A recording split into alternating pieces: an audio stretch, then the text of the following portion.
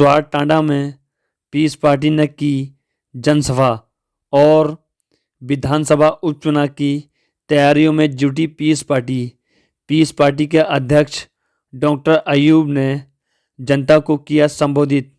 आपको बता दें, जनपद रामपुर के तहसील स्वार क्षेत्र में पीस पार्टी ने रैली निकालकर और स्वार टांडा में की जनसभा के दौरान पीस पार्टी के राष्ट्रीय अध्यक्ष डॉक्टर अयूब ने बताया है कि पीस पार्टी लगातार गरीबों और लाचारों के लिए लड़ती रहती है और आने वाले वक्त में पीस पार्टी हमेशा गरीबों और लाचारों के लिए हमेशा लड़ती रहेगी।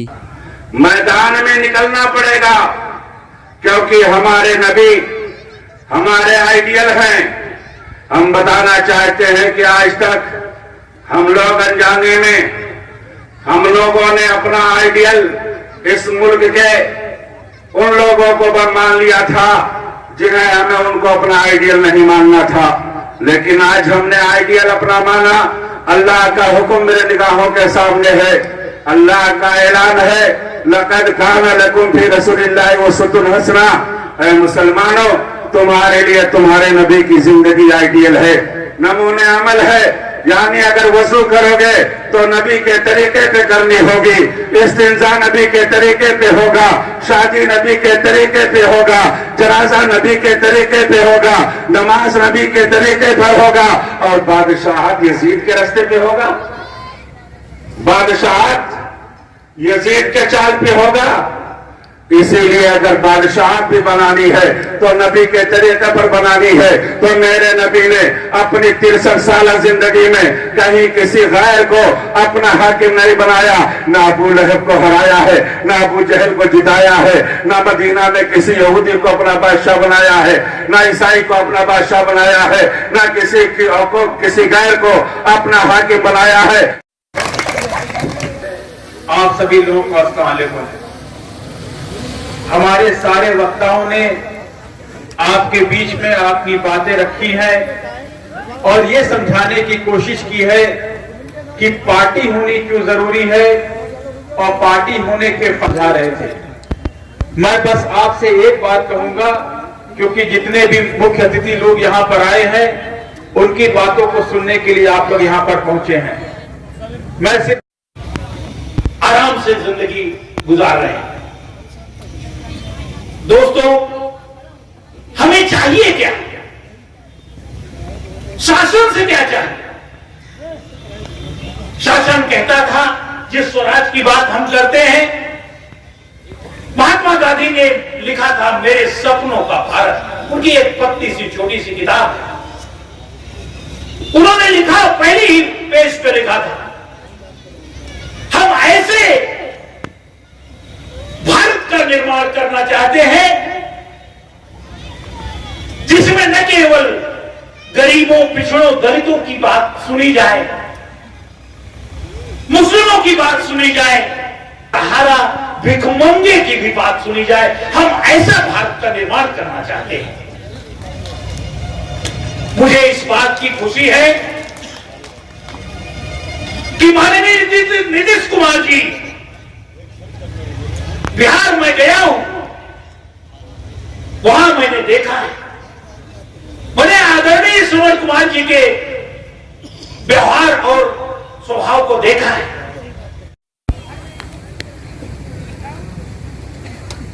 किसान पार्टी के राष्ट्रीय अध्यक्ष आदरणीय बीएल वर्मा जी,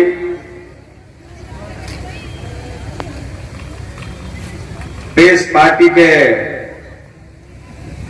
नौजवान नेता, होनहार नेता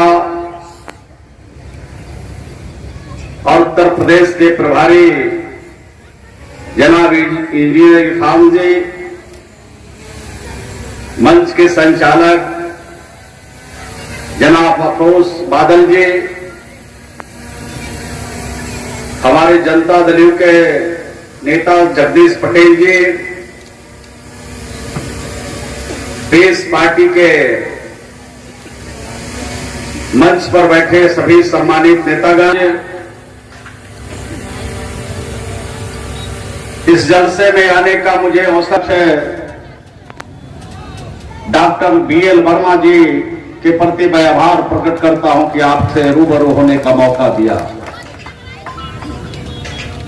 मैं तो घूमता रहता हूं, सरकार से जो काम, सरकार के काम से जो समय बचता है मैं उसको लोगों में लगाने का काम करता हूं। और जब से हमें पार्टी ने, जनता दल यूनाइटेड ने उत्तर प्रदेश का प्रभारी बनाया है, तब से लगातार उत्तर प्रदेश के इलाकों में सरकार के काम से जब भी फुर्सत मिलता है, जब भी मोहलत मिलती है, तो बिहार को छोड़ यहाँ के लोगों का इखलाक, यहाँ के लोगों का अपनापन बहुत अच्छा लगता है। बिहार के बराबर बल्कि बिहार से ज्यादा अच्छा अपनापन यहाँ लगता है। आज डॉक्टर अयूब साहब तो अपनी पूरी बात को रखेंगे और अनेक नेताओं ने आपके सामने बात को रखी है। देश के सामने जो बहुत बड़ी चुनौती है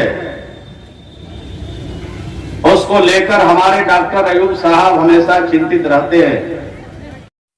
सभी उलमा इकराम का, बुजुर्गों का, नौजवान साथियों का, अपनी मां बहनों का, नौजवान साथी, मैं खैर मकदम करता हूं, शुक्रिया अदा करता हूं।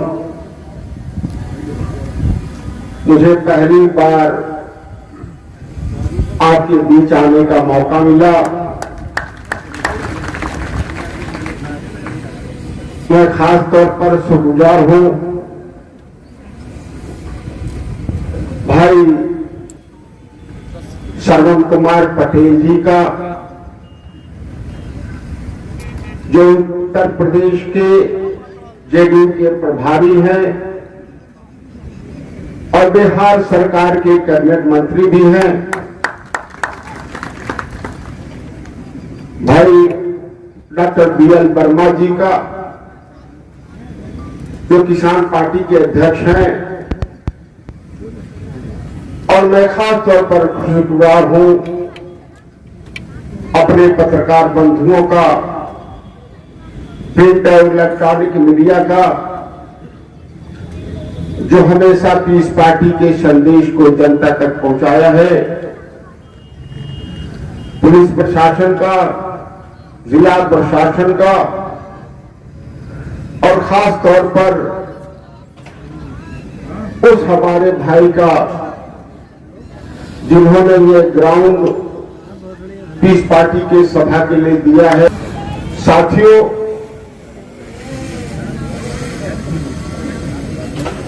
हमारे सभी पार्टी के साथियों ने, माननीय मुख्यमंत्री, माननीय मंत्री जी ने अपनी बातें आपके साथ रखी है।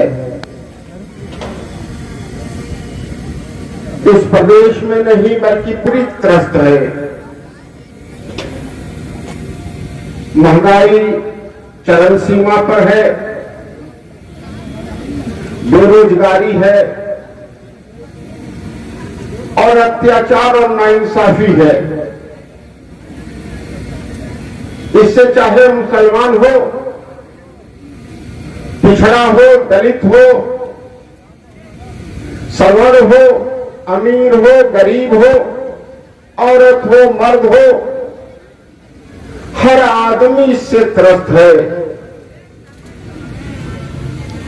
मगर इस प्रदेश का मुसलमान, इस प्रदेश का मुसलमान खास तौर पर एक अजीब से जुल्म से त्रस्त है, और वो जुल्म है अजीब सा डर और खौफ। इसमें इस प्रदेश का मुसलमान मुब्तला है,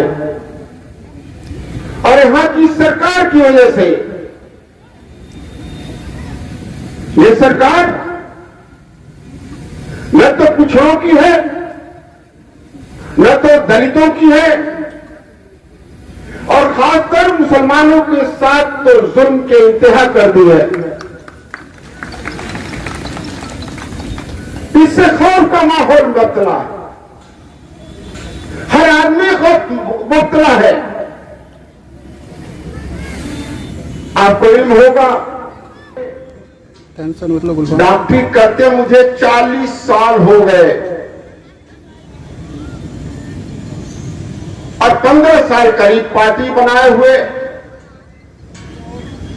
25 साल तक कभी मेरे खिलाफ एक एप्लीकेशन भी किसी थाने में नहीं पड़ा। जब राजनीति में आए तो हमारे जान मारने की कोशिश की गई, खरीदने की कोशिश की गई, डराने की कोशिश की गई, और इस बदन की एक भी ऐसी हड्डी सलामत नहीं है जो टूटी न हो। पैर की सारी हड्डियां, सीने की सारी हड्डियां, वो सारी टूट गई राजनीति में। पार्टी को तोड़ने का खूब काम हुआ। आप जानते हैं कि 12 में 4 विधायक जीते तो 3 को तोड़ लिया। एक तो मैं खुद विधायक था, मुझे नहीं खरीद पाए। तो एक फार्मूला है कि आप सत्ता शासन राजनीति में न रहो, और राजनीति में कैसे रहो उस पर चर्चा होगी।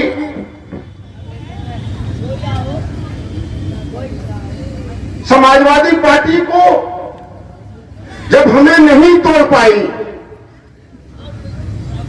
तो 2012 से 17 में एक मरी हुई लड़की का झूठा मुकदमा बलात्कार का कराया।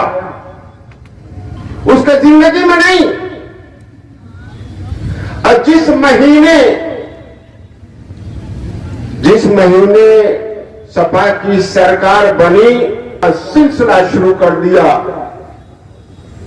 और जिस महीने भाजपा की सरकार बनी उसी महीने हमें बलात्कार में जेल भेजने का काम कर दिया। कोई सबूत नहीं। पहली सुनवाई में हाई कोर्ट ने जमानत दे दी, और आप सभी जानते होंगे कि हमने एक मुबारकबाद देश के मुसलमानों को ईद उल अजहा पर दी थी 2020 में। तो हमारे पर एनएसए और राजद्रोह दोनों इस सरकार ने लगा दी, मगर हाई कोर्ट की बेंच ने एनएसए खत्म कर दी, और हाई कोर्ट ने सरकार ने जो एफआईआर कराई थी राजद्रोह का, उस एफआईआर को ही खारिज कर दिया, निरस्त कर दिया।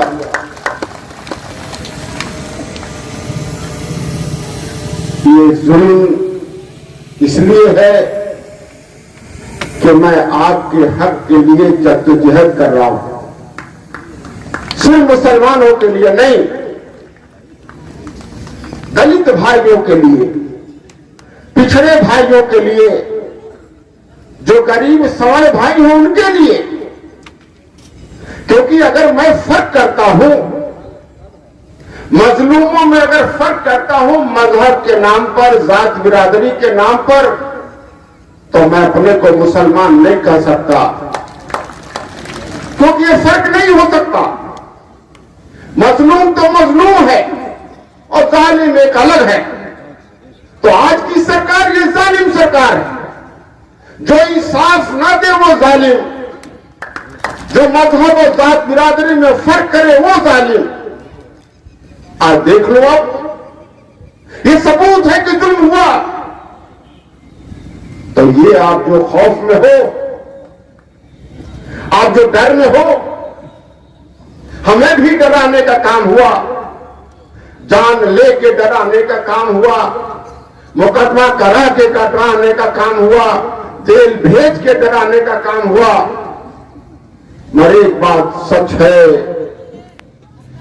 कि जो अल्लाह से डरता है वो किसी से नहीं डरता, और जो अल्लाह पे भरोसा करता है वो किसी पर भरोसा और नहीं करता। ये बात सच है। और मैं कभी डरा नहीं, मगर खौफ है, डर है, क्योंकि जिसका चाहते हैं बुलडोजर से घर गिरा देते हैं, जिसको चाहते हैं जेल में बंद कर सकते हैं। मगर अल्लाह का शुक्र रहा कि मैं बाहर रहा। उनकी तो मकसद थी कि 2024 के बाद मैं निकलूं। साथियों, ये डर खत्म कैसे होगा? मैं आज आने का और आपसे बात करने का सिर्फ एक ही एजेंडा है कि ये तय करना है कि ये जुल्म और डर कैसे खत्म होगा। क्योंकि डर और जुल्म में न तो जहन काम करता है, न दिल काम करता है, और न ही आगे बढ़ने का जज्बा होता है। तो डर और खौफ कैसे खत्म होगा? साथियों, ये आज नहीं हुआ है, ये सदियों से होता रहा है कि जो भी जालिम सरकार कभी आई है, कभी भी आई है, आप इतिहास देखोगे, कुरान की तालीम देखोगे, तो हमेशा आई है। जुल्म हुआ है कौमों पे, डर हुई है, मगर जो कौम डर और खौफ से सरेंडर कर दी है, मातहती कबूल कर ली है, वो जमीन से मिट गई है। और हमारा तो तरीका है चाहिए, दुनिया और आखिरत दोनों में कामयाबी चाहिए। तो हमारे पास तो एक नमूना है। अभी एक मौलमा ने कहा और हमारे एक आलिम ने कहा कि हमारे नबी की जिंदगी एक मिसाल है। तो 13 साल जिंदगी मक्का मुअज्जमा में जितना जुल्म हो सका, वहां के हुकूमत वालों ने जितना जुल्म किया, हमारे नबी और सहाबा ने उससे सब से बर्दाश्त किया, मगर उनसे डरे नहीं।